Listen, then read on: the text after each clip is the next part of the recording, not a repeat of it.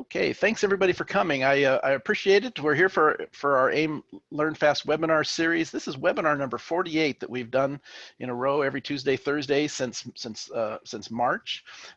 Having a great time, just sharing some information, learning a ton ourselves. Every one of these that I've done so far, I've learned something, and I think that's probably true for everybody that's here. So I appreciate everybody being here, and I appreciate all the effort that everybody puts in, especially the folks from AIM that are in the background taking care of some of your questions and answers and helping run this show. So I appreciate that. Today, we're going to do something a little bit different than what we have done in the past, which will be kind of fun. We've talked a lot, and we will get back in and do some of this again in the future. You'll be interested here towards the end of this one. You will be interested, and I think excited to see our next co-host. So everybody, hang around and take a look at that at the end of the presentation today. What we're going to talk about today is David Free is here to chat with us about matching data analysis to the driver, and it's more of a conceptual thing of how do we use data, right? And not necessarily at the functional level. Yeah, we're going to talk about squiggly lines, and we're going to talk about how they tie together and different ways of coaching and working with the driver and looking for valuable vehicle health things. But David's going to approach it from a different direction and bring it in from the point of the basic use of the thing, of the technology and of the hardware and the software, and how to make it work. So it's not necessarily a super technical discussion, but more or less the steps he takes to use this and make it an effective tool for him and his business and the way that they approach running things at the racetrack. So the interesting thing about David, and I'm going to slide up one slide if I can. Come on, baby, there we go. The interesting thing about David is David and I met several times at the Performance Racing Industry Show, the PRI show, and we chatted there. And then David has attended every one of these things except for one, and then he watched it later on YouTube. So he's been live here for every one of these, and because of that, then some questions that he had and comments back and forth with me. And I thought it would be great to take somebody that has been attending these and watching and learning from these and enjoying it, chatting with his friends afterwards, and bring them on and show that the way that they're using their data. So it's a little bit of a different approach, but I think something that we'll have a good time with. So I appreciate you being here, David. I appreciate you taking the time. I know this takes a lot of time to put together what you want to talk about and what you want to present, and we certainly all appreciate it. So so David, give us a little bit of your side of how you got here, and then a little bit of background on yourself and what you're going to talk about today. Thank you, Roger. I didn't mean to breathe that heavy, but anyways, yeah, I started out young. My grandfather took me to a dirt track race when I was 9 years old, and I was hooked. From that point on, I went into fixing cars for a living, did that for 50 years, and been working on race cars. I started out life as a Grand Prix motorcycle rider because I couldn't afford to race cars, and then finally had to stop that. And so I went into cars and got to be good at suspensions and shocks and so on. And I've worked, as you can see, from everything from Formula Fords all the way up to Trans Am, Can-Am, IMSA prototypes. I pretty much touched it all. I've worked for large teams. I've worked for small teams. So it's been a journey. And the part of the journey lately has been you heard about these webinars, and you joined us, and you've been you're one of those guys, and I don't know how many, and maybe some of you in the chat box or can throw some information up there too. I know you've made virtually all of them. I think there was one that you missed, but you went back and watched it later. So the webinars have been enjoyable and fun for you. Oh, very much. Again, I'm a pretty smart guy. There's a lot smarter guys on this than me, but I seem to no matter what the program is or what the webinar is, I always take at least two or three things out of it that has helped me along, and made sense of things I had scratched my head on. Yeah, it's funny. I've been around motorsports most of my life, and certainly doing this directly for the last 10 years or so. And I'm going to tell you, virtually every one of these that we've done. There have been times when I've learned just a few little things, maybe a little click here, a new menu item or something. And there's times when I've learned a ton preparing for and then giving, these or watching with co-hosts and seeing what they're presenting. Have learned something every time, and it's an amazing thing. There's always this continuous improvement that is available in most things, and this is certainly technical enough that it happens with me. So I do appreciate that. One of the things that David and I chatted about yesterday as we were kind of preparing for this is he has found value, and I have too with some of the polling that we've done. So if we got a really packed hour, sometimes I don't do as many of them as I probably should. But today I'm gonna try to do 3 polls like we have done in the past, and I want to start with one for everybody to take a look at and help us. These are one of those things that we do, that we do study these, and it helps us understand and where we want to go with the next webinars that are coming up. Some of you may have seen an email. Recently, I'll talk about in a second. Owned AIM devices. What AIM hardware do you use and own? Select all that apply. Multiple choice. Hey, if it's something that's not on there, SmartyCam, our last choice, our 10th choice is SmartyCam and /other. I don't have they only give us 10 spots to put things on there, so a little hard to fit everything in. So if you choose other, put other and what it is into the chat box. We'll let that go for just a moment while I talk briefly about it. I sent out an email yesterday. We have extended the webinar series up to I think the end of October. And a couple of things I did as we're finishing this up and before we hand it over to David, I have reduced the number of emails, and some of you may have noticed that, contrary to you getting another one just from me real quickly there. But what I'm not doing is not sending an email 24 hours after every webinar. So what you should be getting now is an email, one email per webinar, 1 hour before we start. So there's no email the day before, and there's no email the day after. Just one that reminding you that it's coming, along with the name of the subject of the webinar, so you know whether or not you want to join it or not. So hopefully that helps with the massive number of emails that we get sometimes from some of these things. I'm going to go ahead and end that polling. I appreciate everybody doing that, and I'd like to jump right in with a second poll as David's getting ready to go. And sometimes we get into these things, and I end up not having the time to do it. So what I'd like to do is one we haven't done for a while. And David actually mentioned it to me that it was something he always found interesting. So one more poll before we get started, and then we'll have one partway through. What is your data experience? How long have you been using aimsports hardware and software? Are you a brand new user, 1 month to 6 months? What's your level of use of these products? And if it's not AIM, don't sweat it too much. Data, in general, data hardware and software, if you're new to the AIM stuff. Just so we're looking really for an experience level of who's attending these. We'll probably do this poll maybe a little bit more often and try to really end up with a pretty good handle on who's showing up here. We're going to let that one run for just a couple more minutes, for another minute or so, and then I'll share the results from this one just so everybody sees who's out there. Meanwhile, let's jump out to some live data to kind of get set up and get ready to start talking. Let me set that up here. There we go. David, as we finish that poll, and if those of you that are taking the poll, when you get done with it and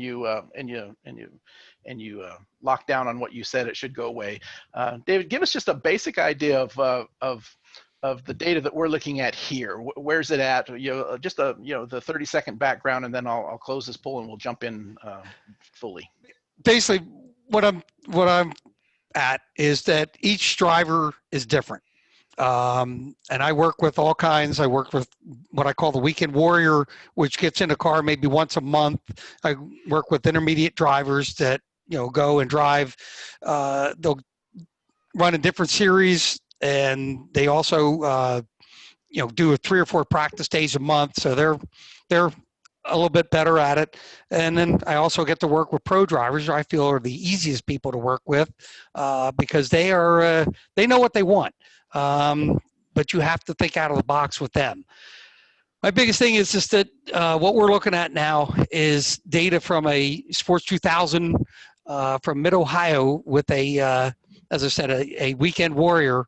And the biggest struggle with them is that you basically have to teach them how to brake again, use your throttle and brake, correct pressures, basically basic stuff.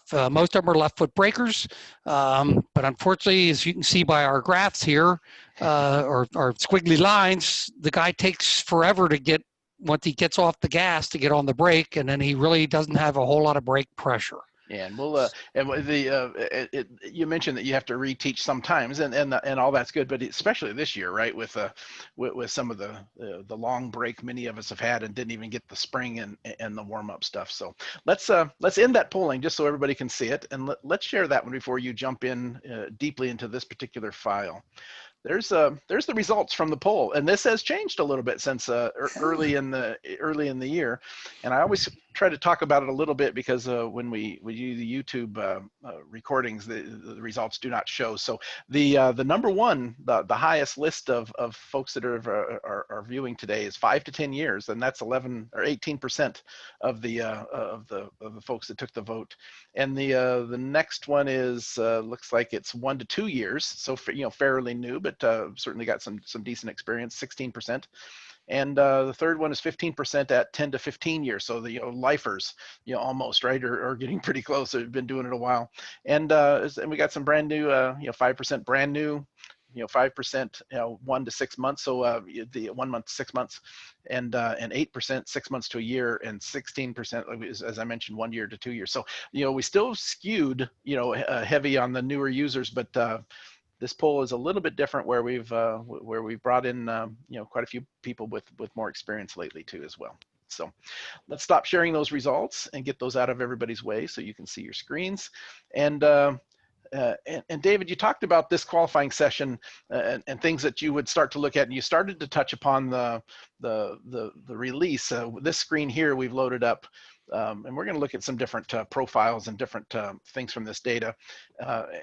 And by the way, Robbie might put a link up there, maybe he already has in the chat box, or it'll be in the description box of the YouTube video when it gets up there.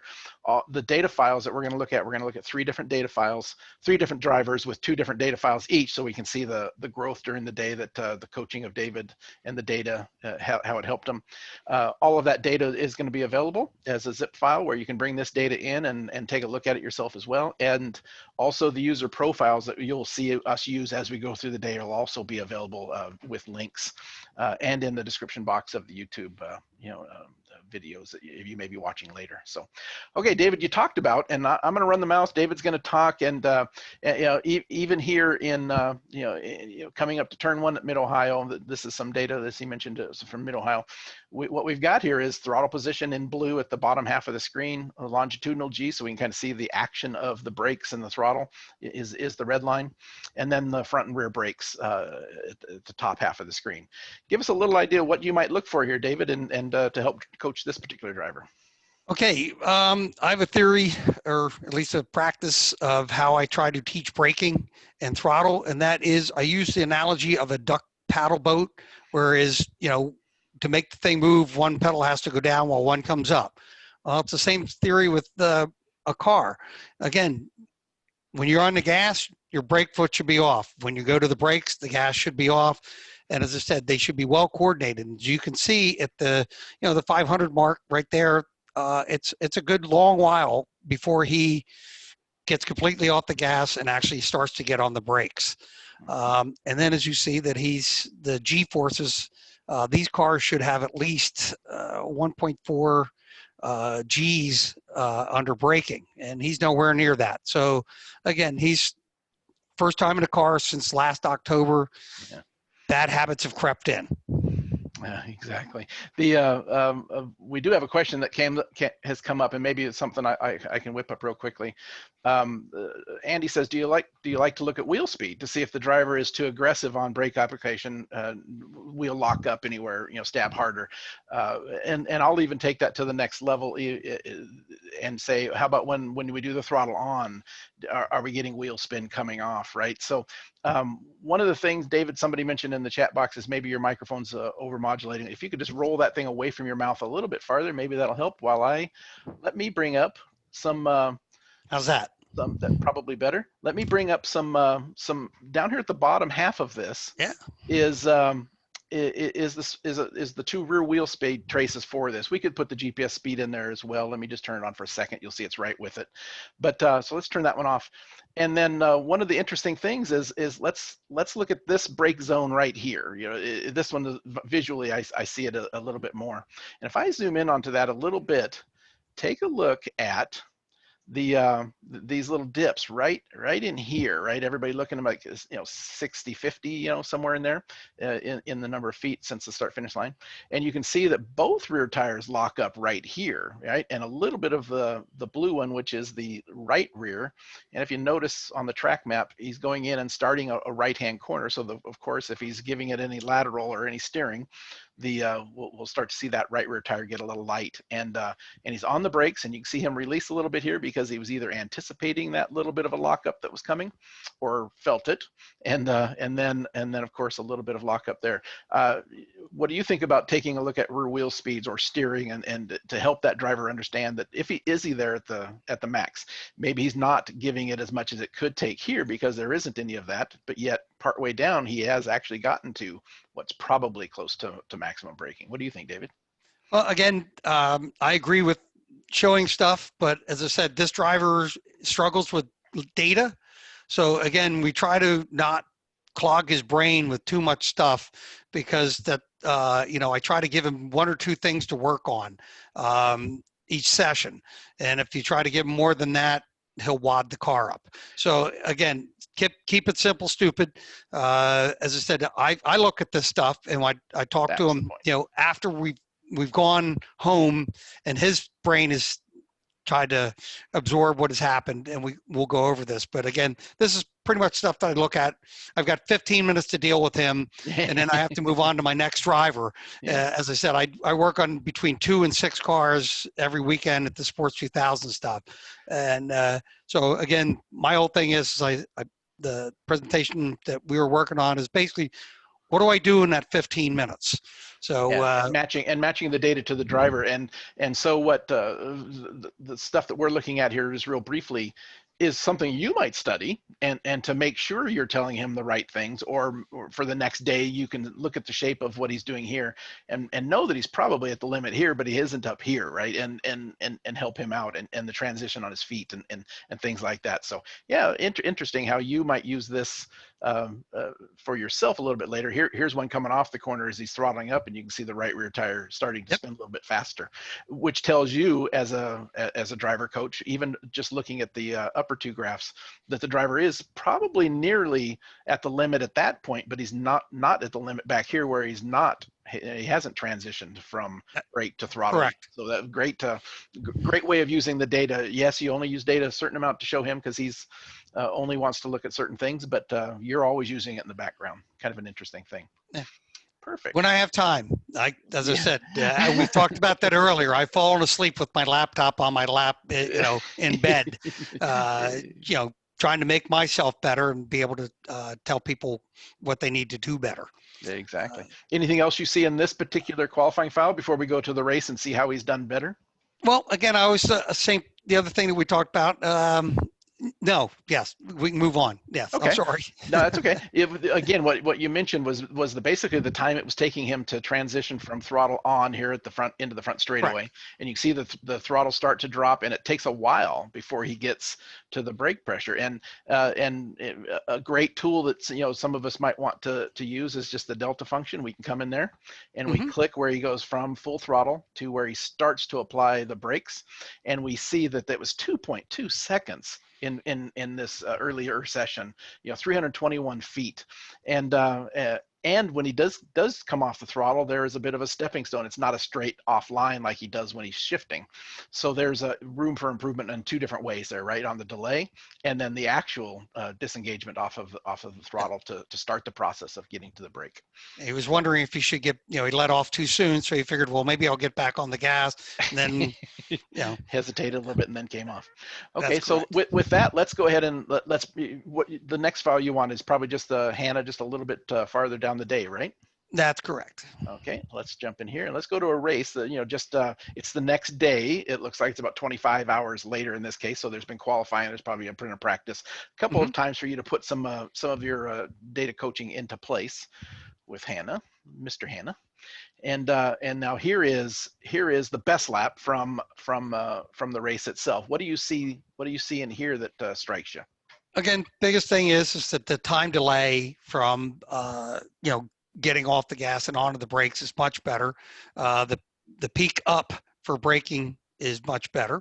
As I said, this was a very slippery track. The group before us, F4, oiled the track like it was, I guess they thought it was a dirt track event or whatever, but so I give him a lot of credit that he did increase his G's, he did increase his braking pressure, and he drove pretty well on a very slick track. So always a work in progress, right? Always yes. a work in progress, and there's more, there's room for improvement still. But boy, we have seen the improvement, and that's really what most of us really want to do is just look at it, apply the differences, and continue to get better. Mm-hmm. The other thing that I'd like to look on this is again the user profile for gear.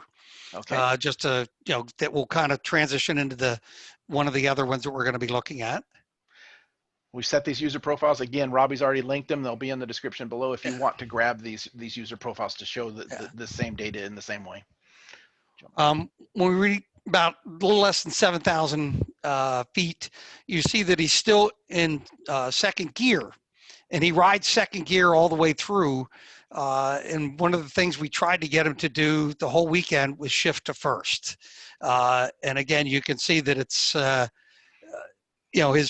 his speed out of the corners and stuff was he hurt himself because he just didn't have enough grunt to pull it out. These motors, they really stopped making, the Pinto motors stopped making pickup at around 3,500 RPM. You drop below that and they dog out. So again, it was just too much. Braking and figuring where the track went and so on, shifting into first gear was not going to happen. So the good news is we sat down afterwards and reviewed this with him, a couple days later, and he has promised me that next time we go, he'll be better. He'll give it a shot. The other thing, the other way to make this even clearer to see is, boy, look at where, here he is at Mid-Ohio getting on the back straightaway, right? And he rolls up to the 7,000-ish range, and every time he shifts, the car's only coming down to about 6,100, which is where the thing is, really in the meat of the power band, way down here at 3,500. I agree with you. It would seem like certainly worth a try to go to first gear and have it really pull out of these two corners a lot better. So. Another way to see that is by where the normal shift points are and see how much below that you are. And that's a real quick way of testing that, even without dyno sheets and all that, what the driver feels the rest of the time. Exactly. Pretty cool. Pretty cool. Anything else here that you would want to look at? Again, the only other thing that I enjoy looking at is, again, the health of the engine. And that's, when you go into measuring values. Let's do that. Let's jump back. That's what's so powerful about user profiles. You can just load them real quickly. You already have built a channels report into this one because it's so important to you. What do you look at in this area? Again, basically RPM. Again, you see that at lap 7 we had a big 8,500 shift. So what I would do is double click on that to see, again, bring it up to see when it happened. Was it a downshift or was it an upshift? If it's an upshift, then I need to speak to him about, well, is there something wrong with the shifter? Is there, is it why? Who, what, why? Jumps out like crazy, right? Yeah. What happened? Where did it happen? Why did it happen? The pretty crazy. And David brings up a point that he uses that, boy, whenever you're in the channels report and you see a min-max value, even if it's not highlighted blue as the maximum, I mean, I could pick the 7100 if I wanted to as well. But when you click on this guy, you notice that we're in lap 8 right now. And if I just double click on that value that you have an interest in of what happened at 8400, right? Why did we get that kind of number? So if I double click on that, what it does change some colors sometimes, which is a bit of a frustration for me. But what it does is it opens up that lap and puts the cursor exactly where this over rev happened. It's so far up, it's above the scaling. But what you can see is it was a normal upshift. It wasn't pulled up from a downshift. He literally missed the gear and it went up. Now David knows what to go chat with the driver about. And as he mentioned, is the shift the problem? Was it just you? What happened and how can we fix it? Kind of a thing, right? Correct.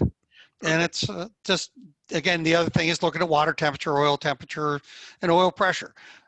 Keeping the idea of what's going on inside your engine. Yeah, and you can see all of the channel reports are just wonderful for the vehicle health side of things, where you can go in and look at your voltage, make sure your alternator is working, look at your water temps, max oil temps, low oil pressures, high RPMs. We already checked that one. And of course, then speed at the slowest corner and the fastest corner. You can see that he had his best top run down the straightaway was a couple laps from the end. So the car certainly was doing well towards the end of the run. Yeah, and the other thing is the distance. Same thing. Now we can look to see, biggest thing there is he may turn the same lap time, but he's getting there, doing either further or less. So as I said, it's hard to explain, but, trying to find out where he's taking his lines, different lines. So let's, look at distance. Perfect. I do like to use that one as well. David has a question in the question and answer that David, we're gonna actually touch on that one. I think in maybe the next example. So David, just kind of hold tight on figures of time that look from maximum throttle to when you transition to brake, especially for left foot brakers, or when you're using both feet for braking, or if you're moving. I think we're going to look at a couple of slides here in a minute that shows a pretty good idea of how what those numbers might be. Okay. So are we good with Hannah? Do you want to go to the next one? We've moved on. Let's go to my next driver, which is Mr. Gernert, who is what I call an intermediate driver, who's as I said, he's in a car at least 3 or 4 times a month, if not more. He does track days. He does, and as I said, this is his first time. He has been in sports twos for about 7 or 8 years, but this is his first year with a Lola. So the learning experience is, day and night from a Swift. So again, same thing. We're bringing up the, to see where his shift points are and, where he's at as far as, what he's doing right and what he's doing wrong. So we're looking at basically the RPM and so on. But let's go to the channel report first, please. Okay, there we go. A couple things here. Same thing. We were looking at RPM traces and what happened. The biggest thing that I found on this was that we're only seeing 170 degrees of water temperature, which is not enough for these motors. So we're giving away some horsepower. These things should run between 195 and around 205. So we ended up putting tape over the radiator inlet to drive the temperature up a little bit. Today was the day this was taken was a beautiful day, great traction. So again, let's go back to the measuring graph and we'll kind of peek at that again and see that at one point in time there at about 4,500 feet, when he's shifting from third to fourth, well, he runs third gear well beyond, the rev line. And so when you see that when he shifts, the angle of the acceleration isn't all that great. So again, he's taking away the horsepower. And so it's just something that we talked about. And it's interesting that you can see by his other peaks, and we could even bring up a second or two, 2 or 3 different laps. But he is normally shifting down here at this, 7,000 or so, probably where the shift lights are set. Yep. And then for whatever reason, whether he's passing somebody or you'd have to dig into it more. But he's 300-400 RPM higher on that particular one, and it did hurt his performance on the acceleration So Exactly. interesting to see. And once you understand to look at it in this way, it's a tool that you're able to use for your drivers very well. I enjoy that. And remember, on the last driver at the 6,500 mark, his RPM was dropping way low. You can see that this driver is using first gear. So if we can, let's go to the gear chart and we'll take a peek at that, if you don't mind. Brent gear. Yes, sir. So see, as I said, his shift points are, other than that shifting from third to fourth on the straightaway, he's pretty right as rain, shifting between 68 and 7. Yeah. And here, he's hitting first gear in 1, 2, 3 spots on the track, where it was second gear for the other guy. So it's not just that one low acceleration coming off of that one corner. It's 3 different corners here at Mid-Ohio for this particular class of cars. Correct. So, and now can we go to brakes? I can. Let's go. Thank you. Brake pressure. There we go. Okay. If we see, again, he's like a light switch. He's off the brakes, I should say off the gas and on the brakes. His only struggle is that if you can see that the brake bias was way off, cranked way to the front. I just clicked in this one here just so we could actually see it. And here it is, he's got 290 on the front and 159 on the back. I mean, that's got to be what, 60, 70%, maybe 70% front brake bias. That's correct. So again, I've found that a lot of people use front brake bias in that it's kind of a crutch, that when they stand on the brakes, the nose goes down, and so they know the brakes are working. Unfortunately, with an S2, when you let off the brakes and start to get on the gas, the nose comes way up and you push off the track. So we try to keep, also my theory is that the rear tires are usually a lot bigger than the fronts. Why don't we use them for braking? So that was something that we're going to deal with when he comes in. The other thing is as you see at about a little over 2,500, he's on and off the throttle. I call it hobby horsing. And again, he's trying to search for a line, A, and B, as I said, he's trying to steer the car with the throttle. So it's another thing that we end up changing, taking some compression and rebound out of the shocks, because it is a slippery track, to let the car roll over a little bit and try to get some traction. I also have him trying to work on different lines to see if that doesn't help. Yeah, and that's you call it hobby horse. It even started a little bit farther back on the brakes. He started to release the brakes and then hit the brakes harder, which of course will transfer, have the thing rock a little bit. And then when he does get off the throttle fully right here, off the brakes, and starts to apply the throttle, which is kind of cool, that fairly quick, but he's sitting there waiting. He's having to wait, or that's what he's doing at least. And this is beginning to piss off the platform, is what I call it as well, right? And it starts to jack back and forth a little bit. And so he's got a little bit of that under braking, and he's got a lot of it under throttle, and that will irritate the car more than likely. Different cars, motor placement, tire sizes, it typically will create a bit of an understeer, right? You lose grip on that loaded front tire. So perfect. Anything else you see in his data here under the gear? At this, under braking, that's about all we really need. As I said, when we were in gear, we saw that he is shifting into first gear and carrying a lot more speed. As I said, that's pretty much what we did with this session. But during the race, if you want to bring that up, that would be wonderful. Let's do one more thing, because we did have that question from David earlier of the speed, and we're actually going to see it in I think maybe in his race or the next driver we're going to look at. That transition time right there between coming off the throttle, he is much better at, this is virtually a straight line, and then it comes up, right? And do you know if he's a right foot throttle and brake, or is he a left foot braker? He's a left foot braker. He's an old Carter. So he's while this is fairly quick, there is no overlap, right? And so he is fairly quick at it. Again, I'm gonna cheat a little, go right to the delta function, and you zoom in so close, sometimes it's hard to see. So I'm gonna come in, I'm gonna click here, and I'm gonna click here, and see that it really is only 0.2 of a second, right? I mean, that's a pretty good transition time. That's a blink of an eye, right? And 40 feet, as he is doing about 130 miles per hour where we're clicking. So that, that is fairly quick. While we can zoom in enough to make that look like there's a delay there, that's actually very, very good.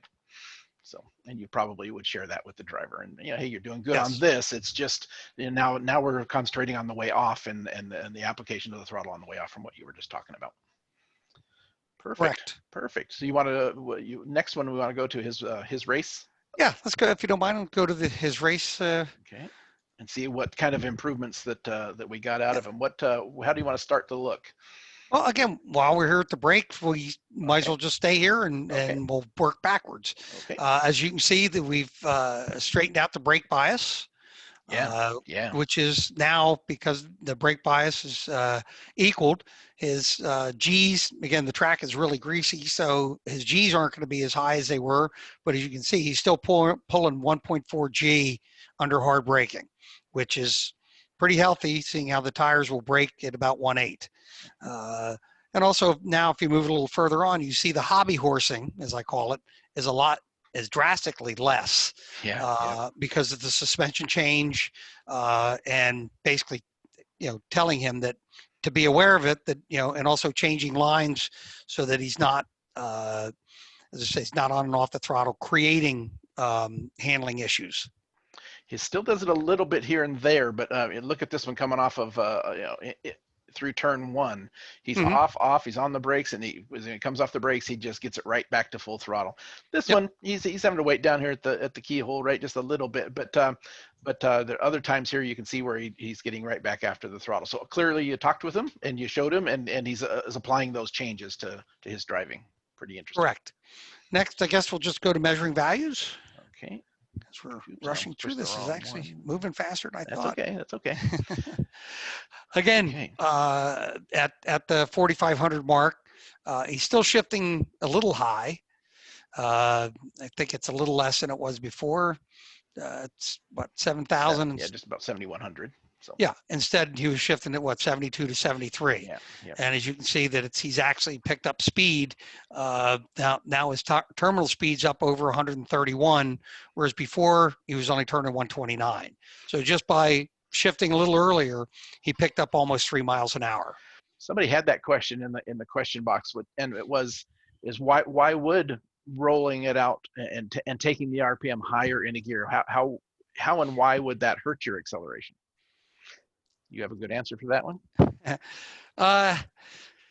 No, but many motors, they just, they and you'll feel it when you're in the car, right? Or in your case, you raced a lot on bikes. When you're on the throttle and it finally does hit that peak of the power band and maybe even starts to reduce the number of pound-foot of torque or horsepower, you can almost feel like the thing knows is over, right? And even though you're still flat to the floor, all these things happen. And if you get to that point, you would have been better by shifting to the next gear earlier than that, right? And so you end up with this little bit of a hesitation, and then it takes back off. And if you were to learn the characteristics of the car and the shift points where you get that maximized shift points, you maximize your acceleration. So anytime you go above it, you end up hurting yourself as far as acceleration. These motors run out at about 69, 7,000. They just don't pull. And so the theory is that as soon as you shift at 69, you're back into the band and be able to pull. So Jay mentions in the questions that there are some forward thrust, and other people call it, there's a rotating torque at the rear tire. There's different ways of what they call it, but you can plug in your horsepower and torque numbers and RPMs from dynos, and then your gear ratios, tire sizes, rear gear. And what they do is you can run through that. You can find them online, and I think I've got a spreadsheet that does the same basic thing. You can run through this thing, and it tells you the optimum shift point where when you've exceeded a certain RPM, the next shift point with that gear ratio and all the RPM change, where you have more torque in the next gear, and then you end up with this beautiful idea of just absolute perfect straight line. The world's not perfect, but it tells you exactly what point to shift, and we can build shift lights in our new hardware that are gear dependent. So if you have a gear position sensor, then all of a sudden your shift lights are actually working exactly where your maximum acceleration rate is. So kind of a cool thing that if you want to start thinking about that, and maybe we do maybe we do a webinar on that specific topic at some point. So. And the last one, I guess, is if we can go to measured values. And then, oh, we are. Never mind. We're there. Go down to channel. That's it. There you go. Here's something that we came up with after we were done. I started looking at the data and stuff and seeing that the oil pressure was dropping. As I said, you could see on lap 8, we got down to about 7 pounds, and that was through left-hand corners. Turns out that, again, we were busy with so many other things, we never forgot to check the oil.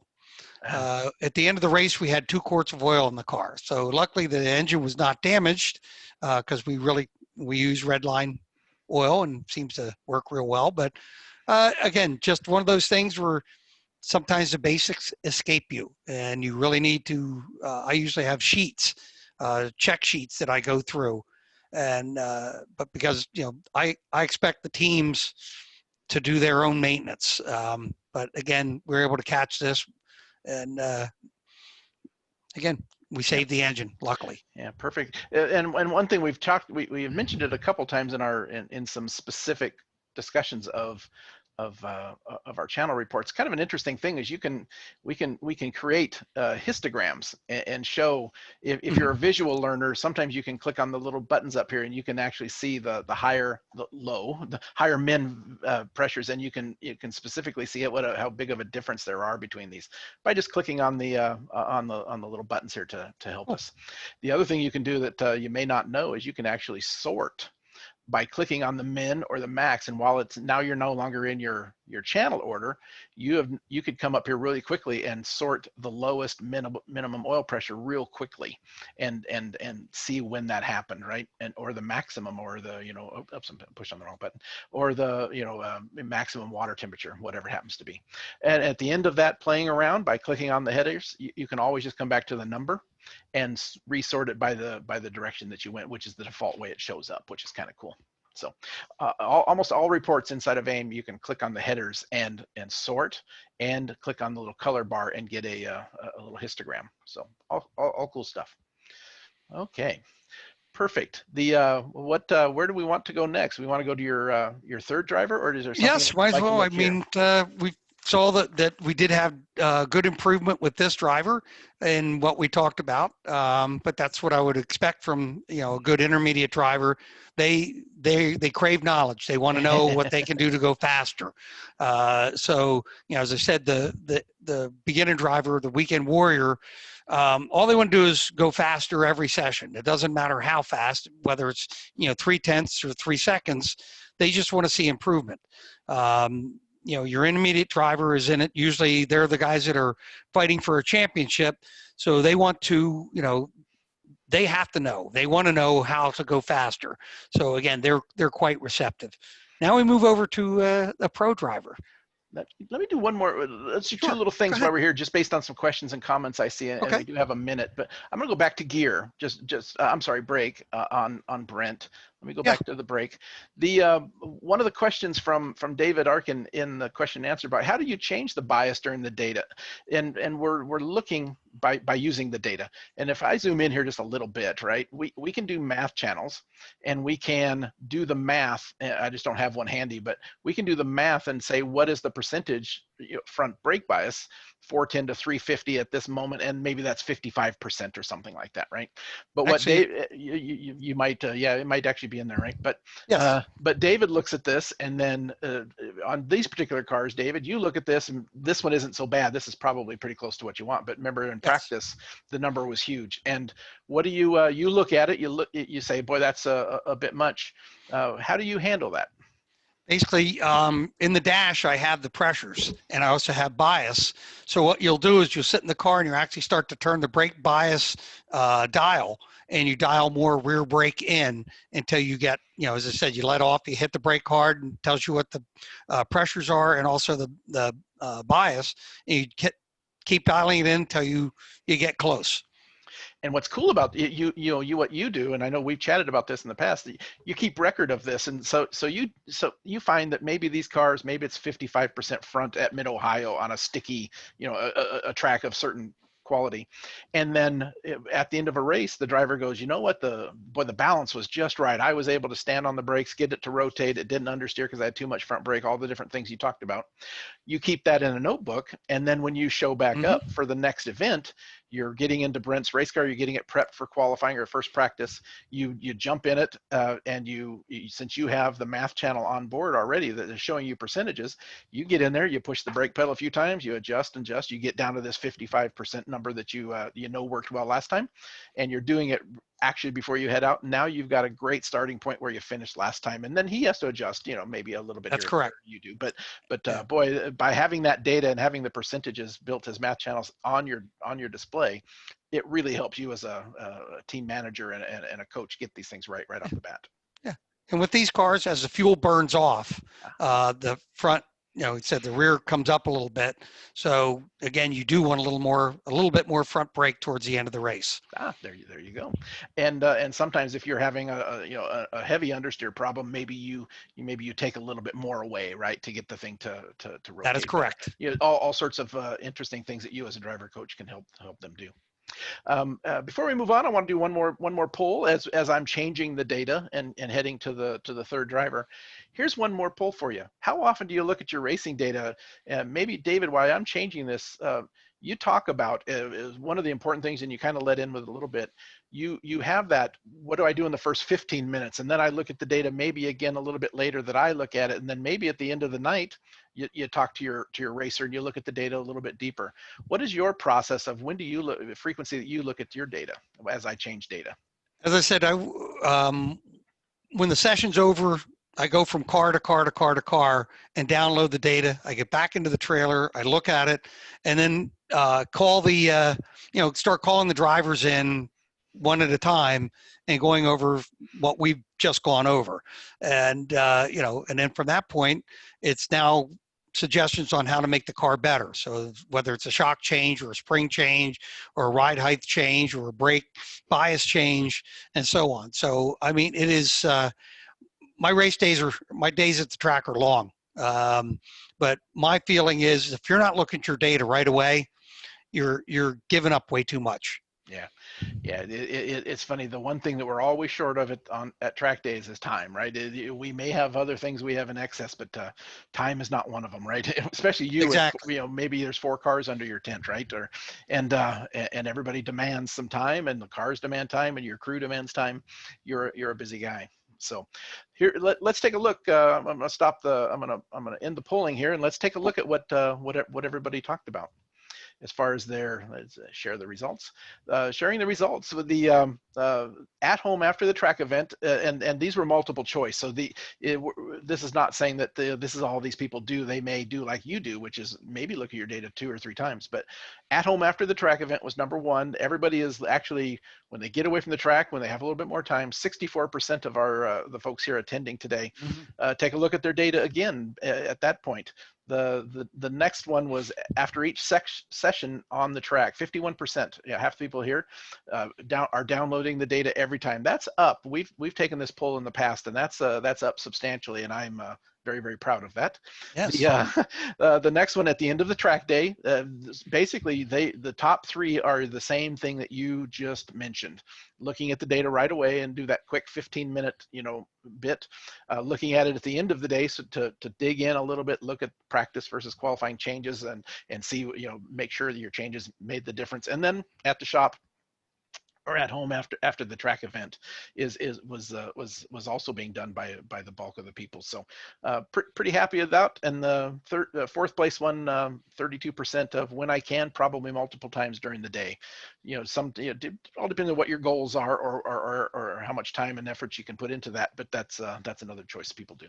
So thank you everybody for doing the polls. Those are fun hopefully fun for you, and they certainly are valuable for us as we plan and continue to work on these webinars and get different people in here. So all good. So while we were chatting there, I brought up a test called Tony Qualifying, and I set the Trans Am user profile. Let's talk a little bit about what you're looking at here and what's the story behind this data.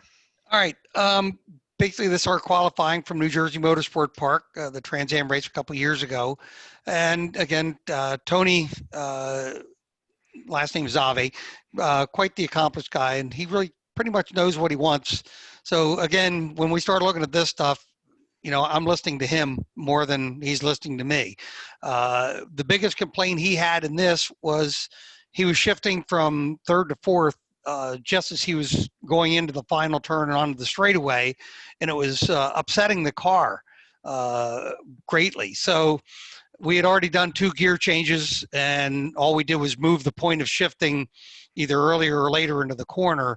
So it was time to throw something drastic at it for the race. Also, if you go to brakes, there's something there on qualifying that I'd like to bring up.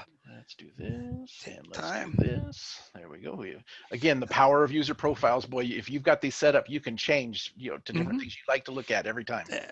We only have front brake pressure in this car. We had rear, but the sensor overheated here, so we had to disconnect it. But anyways, one of the things we found is New Jersey is a greasy track. It's very slippery. And during qualifying, it wasn't too bad, but we ended up during radio conversation deciding that, he was a lot of pressure, but the car wasn't slowing down. So we ended up less pressure on, I think, 2 laps later, less pressure and a little later, and we actually slowed down faster. So just because we're now not breaking the wheels loose and locking things. So that was another thing that was we had to work on is brake bias in a Trans Am car, TA2 car is critical. It gets changed about every 3rd lap during the race because of the fuel burn off. So again, learning, getting everybody up to speed and figuring out what the track's going to do and what we have to do with the brakes. But as you can see with Tony, he's a light switch. He got a little bit of hobby horse, but not a whole lot. He's driving a car with a lot of tire and a lot of power, and he is looking for finding that grip, right? And which tells me, and there's a couple things I'd like to zoom in on.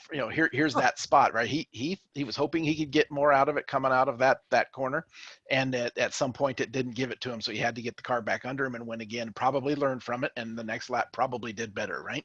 That's correct. Just an interesting to tie it all together here a little bit. You have showed us data, the title of our slides of our presentation today, right?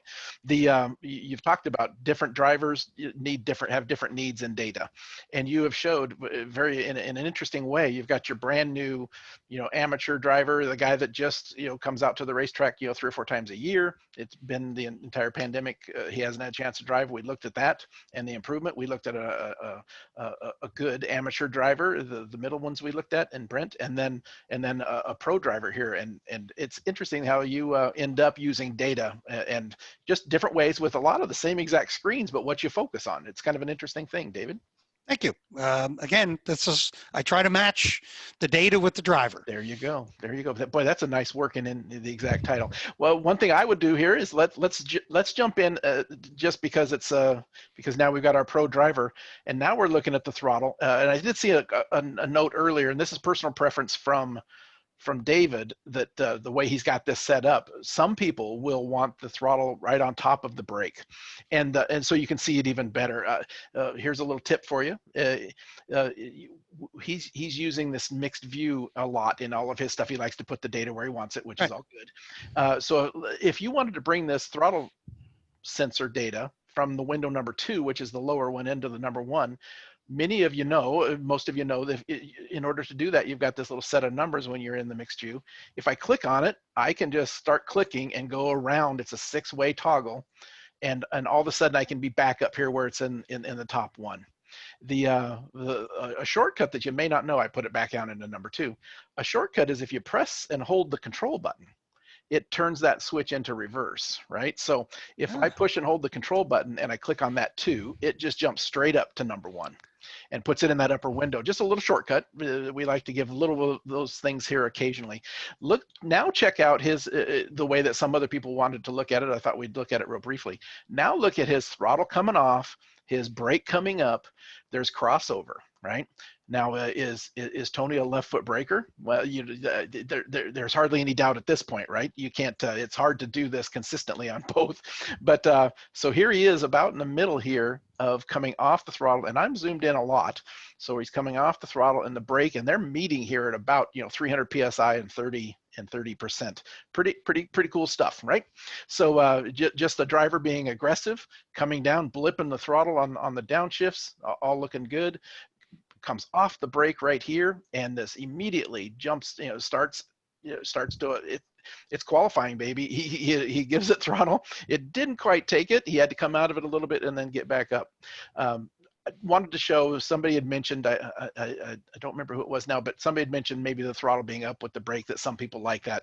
Thought we would just take a quick look at that. Let's put that back where you like it, because you like to have that applied against the longitudinal G. It's that third dimension of what the car is actually doing, which is kind of interesting to me. So anything else you have to add here about, we're just looking at qualifying. We'll look at the race in just a second. Right? Again, the race data, the big thing to see is that the gear change that we put in, the track was, the next day, the temperature was like 105 degrees ambient and over 140 on the track. So it was quite the skating rink out there. But the good news is that we were able to get to, shift. He was able to shift gears from fourth gear just as he's getting on the straightaway. So again, it took out all the mystery of what the car was going to do in the corners. And we only lost about 2 miles per hour at the end of the straightaway. So what he's talking about is this.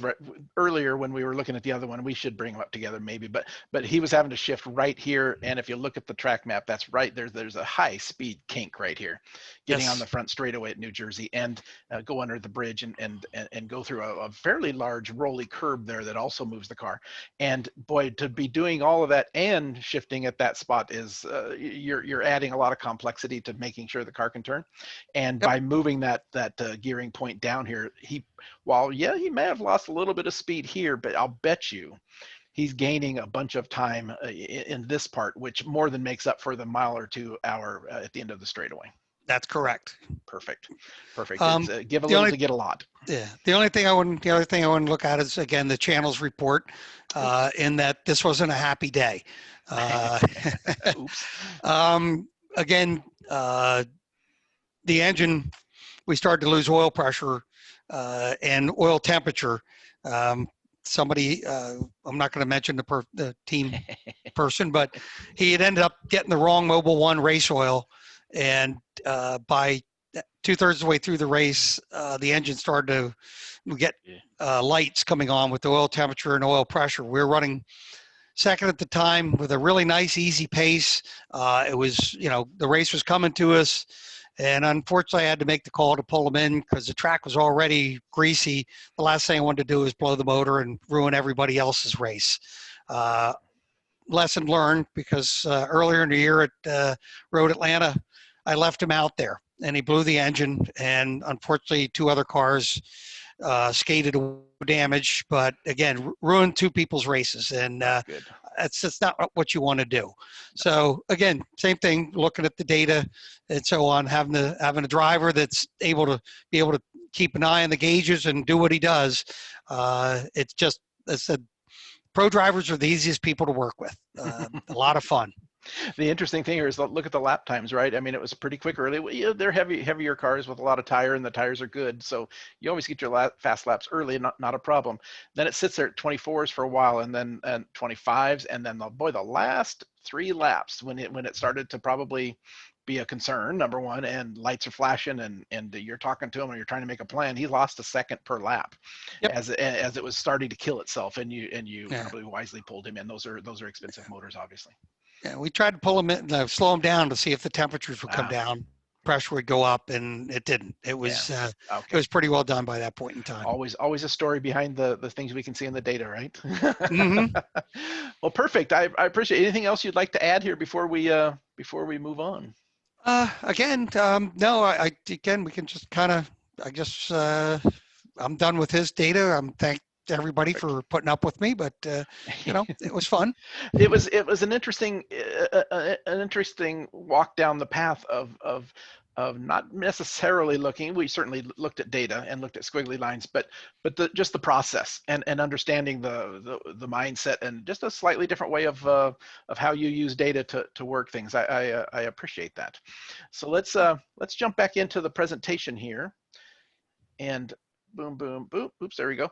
The as we kind of close this up, hold on for just a moment if you can. We've got a great co-host on Tuesday I want to announce here in just a quick second. Well, this video, along with all of the rest of these, are going to our YouTube site, the address here at the top. And well, we have 114 videos there now, and it's growing, of course, weekly here. So it's pretty cool, pretty interesting, and just a ton of information from great guys like David that are helping us out. Robbie's thrown a couple of videos up over in the chat box that are some of the ones that David mentioned that he has found the greatest value from. 10 and 20 minute debriefs, 10 minutes to an action plan, 20 minutes of looking at deeper data. Those are some of the ones he enjoyed the most and has used to help form the way he's looking at data. So to go take a look at some of the videos on our YouTube site. This one will be up there within an hour or so. So AIM is I always like to share this. We're a customer support company that happens to sell racing electronics, and so everything we do is, obviously we got great products and all that kind of thing. But really, what makes up the company is these guys that are in the background that are out there traveling to the events and supporting you. This is not one of those devices you bolt on, an oil pump, and you get the right one, you bolt it on, and it just does its job the rest of its life. These are things that we need to continue to work on, help you guys get better at, and continue to learn better ways of using this hardware and software. So we're big on the customer support things. Again, look for us at tracks near you. I get to travel for my very first race this coming weekend. I'm heading down to a radical race car event in Laguna this weekend. If anybody's going to be there, make sure you find me. I'm going to be walking around all day on Saturday. Quick little seminar midday there for some of the radical car owners on some of the new equipment that comes in those, the PDMs and the steering wheels and the dashes that those new cars have. So we're going to be down there talking about that. So I look forward to being at Laguna. The oops, let's jump back there. Next co-host, the next webinar. This is going to be a fun one. This is going to be some great fun. A longtime friend of ours, been doing work with him and his family for a long time, Tom Long. Tom Long's going to join us next Tuesday, and I wanted to talk with him. Certainly, we're going to talk a little bit about some squiggly lines and data as well. But he's a highly renowned driver and been racing at a high level for a long time. Also, obviously a driver coach, been out there he works all the time. He's working this weekend at Mid-Ohio in the MX5 Cup Series. What we're going to focus a little bit on using AIM data for development. You're building some race cars, you're working on your own car, you're trying to figure out some things. He has a kind of a unique place where when the brand new Mazda Global MX5 Cups were being designed and trying to figure out exactly how they wanted to build them, him and the family company, they put together a large package of AIM data products all over the car, and how they use that AIM data for development of those Mazda Global MX5 Cup race cars is an interesting story. And what tools did they use? How did they use it? It'll be an interesting discussion. Clearly, we will run on into some of his driving career and using data and coaching and using some data as well. So everybody, look forward to seeing you on Tuesday, this coming Tuesday, September 15th, for as we welcome Tom in as our co-host for the day. That'll be a fun thing.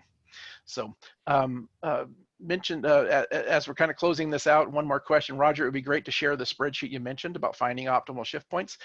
Anybody wants that, it'll take you just a little bit of work. It's there, and I will share it. Certainly, drop me an email, ask for that optimum shift point RPM spreadsheet. I'll send it to you. There is some sample data that I've plugged into it just so you can see it.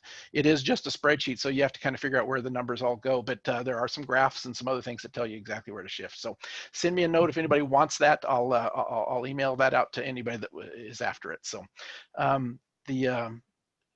Perfect. Let's kind of close this out. David, I appreciate you being here. I know it's been a lot of work. It's been great working with you as we've kind of chatted as we've kind of worked our way this way. David's contact information's on the contact page here. DFree Trackside Service. They're out of the Pennsylvania, the state of Pennsylvania, and spends a lot of time over in there. It was New Jersey Motorsports Park a lot as a kind of his home track. And then of course we've seen some data from some pro races there. There's his email address. David, anything else you might want to add as we're kind of closing this out? No, other than thank everybody for their kind words and staying with me and all that. The only other thing that I'd like to touch on is that Roger and I have talked about is I have a group of people that watch these seminars, and we kind of race different cars, but we all trade data back and forth with each other, and it's great to have a different set of eyes look at it, because you look at somebody's data for so long, it's so easy to miss something. So again, my suggestion to you is get with some friends that you race with that have like cars or completely different cars, and share the data. It's a quick way to learn. It's a quick way to progress. Absolutely. I remember when David wrote me a note. It was a couple of months ago, and said that after every webinar, they got online and chatted with themselves, shared what some of the stuff that they'd learned, and oh, I missed that, but yeah, I see what you're saying there, and I have probably 4 or 5 groups that I chat with that have shared with me that they do the same thing. They 1 or 2 of them, if not all of them, watch the webinars, and then they chat about some of the stuff they learned and how they're going to implement that into their programs as well. So. Again, David, I appreciate it. Glad everybody is out there. We're all having a good time and learning all sorts of stuff. Look forward to seeing you all on Tuesday with Tom Long. That's going to be a great time. And looking forward to doing these. Again, we rescheduled these all the way up through the end of October now. So, and maybe we'll continue on. Keep feeding me information about different webinars you might want to see. I enjoy that as well. My contact information is there.